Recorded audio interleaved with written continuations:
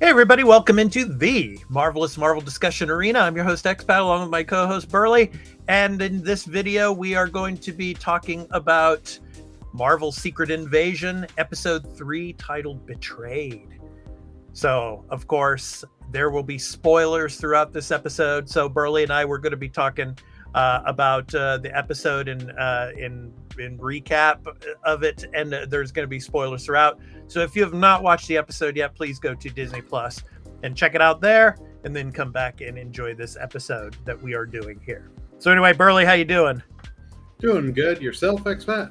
Doing great. All right, let's jump into it. So the first part of the episode, obviously, this is the new recruit that Gaia had brought in, and he is going to be a part of this infiltration mission that they are doing for Gravik, obviously. So it's kind of like a pep talk that's going on here between the two, and the three of them are going to go into the naval facility. And then, of course, we have Gravik here, and he's in the room. And this room is going to be significant, I think, because we get the term Super Skrulls, Burley. Yep. And so, obviously, him and the other, of course, heads of state and everything that are actual Skrulls, of course, they're in the room with him, and he's mentioning to them, we are going to become Super Skrulls to be able to wipe out all of humanity. So what did you think of this? Yeah, this did not surprise me. We were getting this, and like as soon as he said the word super, you're like, okay, this is where it's going down. I have a feeling within 2 episodes we're going to get Super Skrulls. Yeah, and of course you see the Petri dish there with that, and then of course that's Gravik again. Gravik talking about, how we are going to become Super Skrulls and we're going to take over the Earth. We're going to destroy and kill all of the humans. And then, of course, here we see on the, of course, the submarine, of course, that has the nuclear, of course, warheads. And obviously, this is one of the 3 that we were mentioning at the beginning of the episode that has infiltrated the ship. And he is, of course, on course to take out this UN charter plane, which obviously would basically start World War III.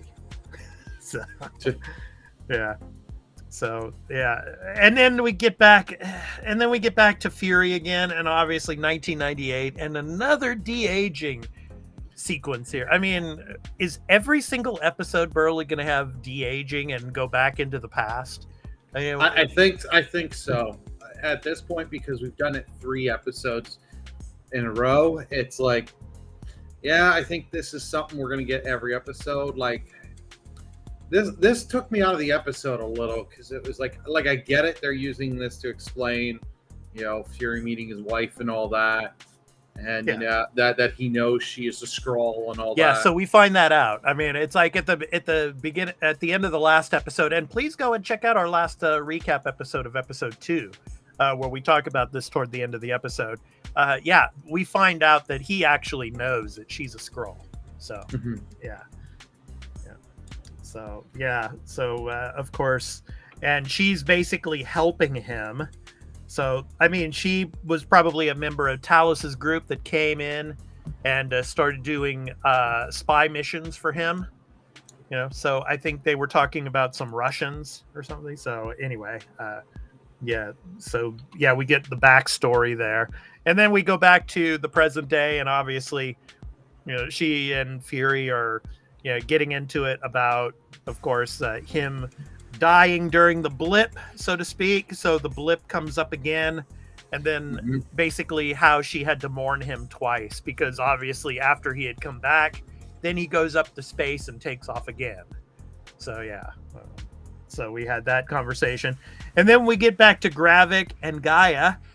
And Gravik is basically questioning Gaia about how the police were tipped off about where they were when they rescued that guy that was being interrogated by Sonya, of course. And Gaia basically in her, way that she is able to lie about everything. I mean, she gets, gets into Gravik, and basically, she won an Academy Award in this scene here. Basically, being able to, to get Gravik to believe in her, and that it was just that guy, that all that interrogation, he just couldn't take it. What'd you think of this? Yeah, no, it was a good scene, and her, like, because Gravik is very suspicious of her because she is Talos's daughter. Yeah, and he has no love for Talos, so Yeah. he is just, and he knows some info has leaked, so he's trying to figure out which person it is. and then we get the parlay, obviously, of course. Gaia is always the chaperone. She's always driving him. And so here we see the text for the Neptune. So Neptune is, of course, the name of the submarine. And she gives, the information off on a burner phone to Talos, basically, as Gravik goes in to meet with Talos. So, so she's doing this. And then, of course, we're going to see here the scene with Talos and Gravik. Of course, they're looking at the paintings, of course, and then they're sitting down in the museum there talking, and it's all about basically, Talos is a shell of himself, and that Gravik, he's going to kill all humans, and then Talos is just basically like, you don't know the first thing about humans. It's like, the humans are at their most formidable when they are up against the wall, and so yeah, I really like this scene. What about you, Burley? I really did like this scene because he's just, they're both just trading barbs back and forth at each other, and he's like, you know what, I will just go to every world leader and just tell them you guys are doing this, and they'll go you. And he's like, no. And Gravik goes like, no, they'll kill every Skrull. Mm-hmm. And he's like, no. And just fighting back, and then stabbing him with the knife because he starts talking shit about his daughter. Yeah. And Talos is just gives into the rage there. I love it. Yeah. And what's interesting about this is his hand, when he pulls the knife from his hand, you can tell that he's already become kind of like a super Skrull, because his hand just completely heals up, right then and there. So yeah, here's the image there. So he's already been subjecting himself to these experiments and all. So I mean, he's already a super Skrull. Yeah. Let's see. And then, of course, we get the burner phone. So Gaia must have gave it to this person to give to him. And so then this scene here, I love this. I mean, these two arguments between Talos and Fury, I mean, they were the best parts of the episode. I loved it. So he's like sitting there eating breakfast, and then he comes in and he's like, I'm gonna give you this information. There's a high-ranking American official that's a Skrull that's here in London right now. And he's like, you come here and tell me this, mate? It's like, and then at the end there, he's like, I want you to tell me, I can't do this without you. I need you, Talos. It's like, and then it's like Fury, he doesn't want to do it, but then he's like, you think he's walking up, and then he turns around and he goes up to Talos. And he's like, I need you, Talos. I can't do this without you. And then Talos throws the money there for the breakfast and walks out, to go to the car with him. I just love this. What about you, Burley? Oh, I loved it too. It was I agree. This was the best moment. These scenes between Fury and Talos, them just going back and forth, and Fury just like, I have to admit it. I have to say these things, just to get Talos's help. Yeah, there's the image there. I can't do this without you. Yeah, it was great. And then this scene with Sonya. I mean, it's like, because he needs the information about the Neptune and all. And she's like, you know, you mess with my owl. And she's like, she's trying to get the, you know, the thing out of the owl's eye. And so she says, I gave it a new name. It's now named Nick Fury. It's like, and she puts she puts the patch on it and all. You're going to see the image here, but it's like, that's a little probe thing that he had put into the eye. And now now it's got the eye patch. I love that part. But anyway, she gives him the information on Fairbanks, and then they have to go to Fairbanks because they need the codes to, you know, to stop this launch, or they need the abort password. And here we go again in the car. I just love this. I mean, Talos is like, you know, I came here in 1995, and you were just a piece of shit. You know, like low life working in the lowly areas of the back rooms of Shield, you know, and it's like, we helped you rise through the ranks, basically. You know, it's like, we took over your spy network for you. We helped you with all of this, you know, with the Terran attacks and everything. We helped you with all of that, and you know, you got your way up, you know. And then it's like, he stops the car and he's like, you're stopping the car? And he's like, yeah, it's time to go get Bob. You know, he's like, you know, are you done talking about we and stuff like that, and just getting on my case about that? And then it's like, you know, the Talos is like, yeah, we can do that. Yeah, this is great. Them just go together, because you could just tell, like, Talos is telling some of the truth. Fury doesn't want to admit it, but because Fury, no offense, Fury kind of acts through this show like a lot of this he just did by himself. You know, not giving credit to other people. Right. And Talos is just straight up letting him know, hey mate, you know, it's like, hey, and I don't want any thanks either. I mean, he's like, you know, I don't even need a thank you from you. You know, it's just like, you know, just that you can, you know, acknowledge that, hey, you know, it's like, we actually helped you with this stuff. And then, of course, this is a pretty cool scene here. We see Talos going upstairs, you know, and he sees the boy, and the boy is playing a video game. I don't know. Did you notice what video game that was, Burley, that he was playing? It was some kind of racing game. I didn't even know what game. I couldn't tell what game, or even if it was he playing on PC, console. Unfortunately, I did not know. Anyone in the comments section would love to let us know. Yeah, let us know in the comments if you know exactly what video game that was that the boy was playing. Let us know. But yeah, so anyway, and then Fury's going up the stairs, and then, you know, the guy, you know, he's disguising his voice as Talos's voice, you know, and he says Nick, and that's the big no because nobody calls Fury Nick, right? And so anyway, he comes in there, and it's like he's able to get you know, to get Talos freed from Fairbanks, who's obviously a Skrull. And so yeah, and Fury, of course, he's like, thank you for saving me, thank you. Yeah, you know, it's like, you're welcome, you know.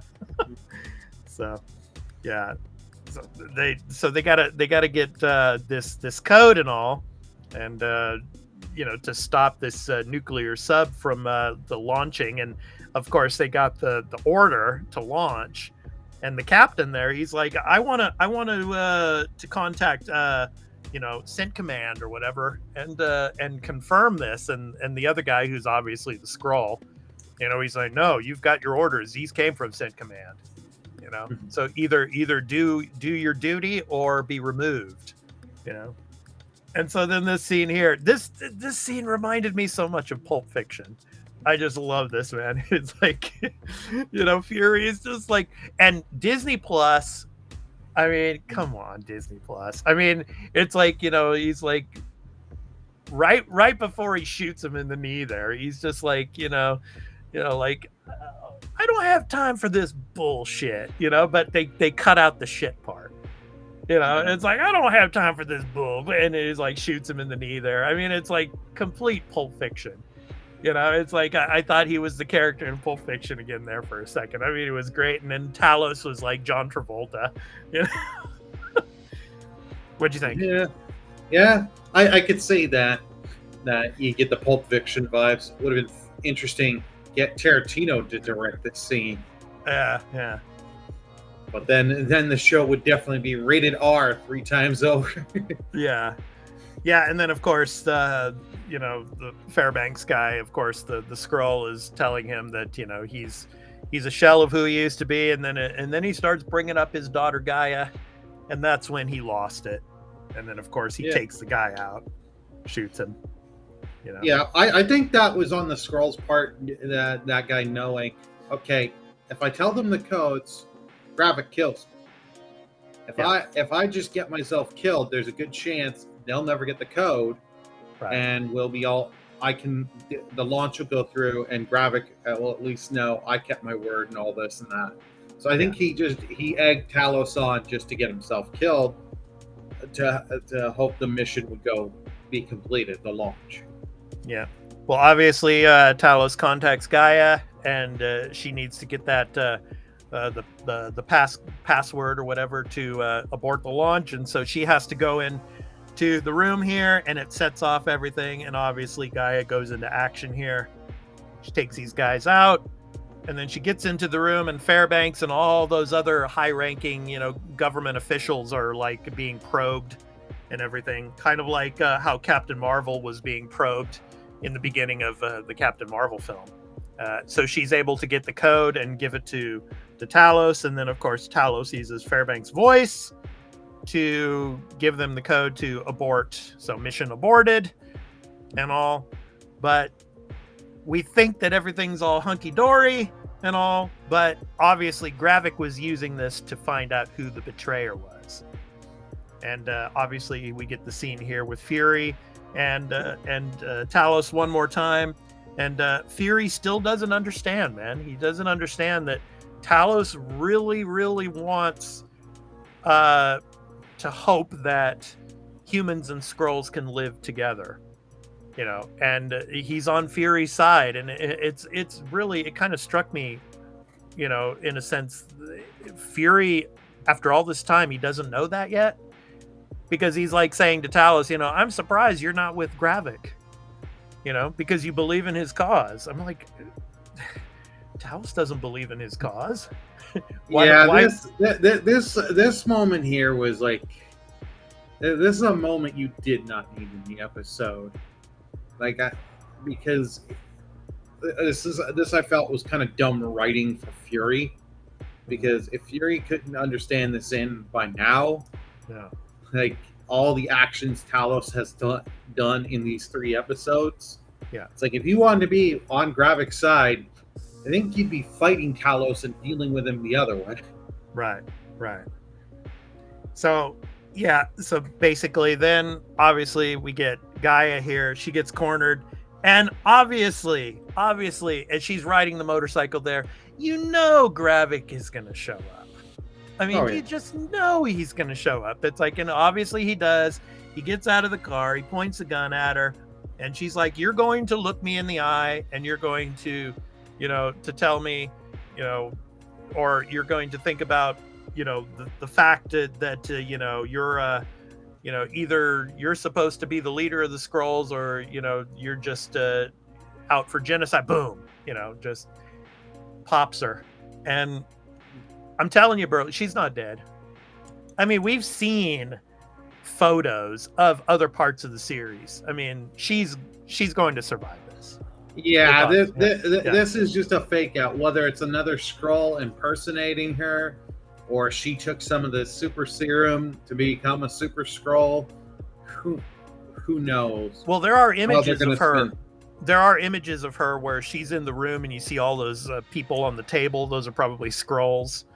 And then you see a photo of her also like in, the blue light. So I think something happens, and I just don't think this shot killed her. She's going to be back, because there's a scene with her speaking with Fury, and I think that's later, probably in the next episode or the one after that. But Yeah, she's not dead. She's not dead. So, Yeah. But anyway, so then after this, obviously, we get back to Fury's wife, and she basically takes the key and goes to a safety box here. And in the safety box, there's a gun. And then she picks up her cell phone, and then basically we hear Rhodey's voice. And basically, Rhodey is saying, or, whoever it is that might be impersonating Rhodey, that, we're going to meet at this particular place. And she's like, I want to meet with Gravik. And he's like, well, you're meeting with me. So the interesting part of the series is it keeps you guessing, obviously, because with Skrulls, you don't know who is who. When it comes to voices, you don't know who is who. So is it truly Rhodey, or is it a Skrull impersonating Rhodey? And because like earlier in the episode, Fury was saying there is a high-ranking American official that's here in London right now that's a Skrull. That's, so maybe he was referring to Rhodey. Maybe he thinks that Rhodey is actually a Skrull right now. What are your thoughts on the ending of this episode? Yeah, they're setting it up that Rhodey is a Skrull here. I have a feeling they're just doing this to do a fake out on us. So we're thinking this, but it's actually some other character. Mm-hmm. I have the feeling, but we're not going to know till next week, unfortunately.